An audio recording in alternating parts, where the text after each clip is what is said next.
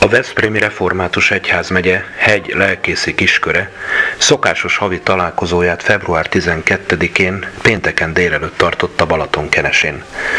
Az alkalmon a helyi beosztott lelkipásztor Németné Esztóth Ildikó szolgált áhítattal Lukács evangéliuma 12. fejezetének első 3 verse alapján, majd az összegyűlt lelkészek a hallott igeszakasz alapján a szolgálat, valamint a lelkészi lét formai és tartalmi kérdéseiről beszélgettek, és imaközösséggel zárták le az alkalom igei részét. Az együttlét második felében egy egyházmegyei hittanos találkozót, valamint versenyt készítettek elő a lelkipásztorok.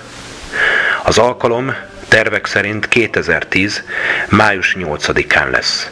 Reménység szerint a szervezés alatt álló hittanos versenyre minél több csapat jelentkezik. A jelentkezési határidő április 6-a, a húsvét utáni első kedd.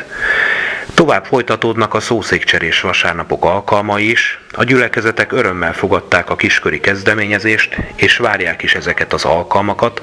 A legközelebbi ilyen vasárnap március 7-e lesz. Az alkalom rövid szeretett vendégséggel zárult.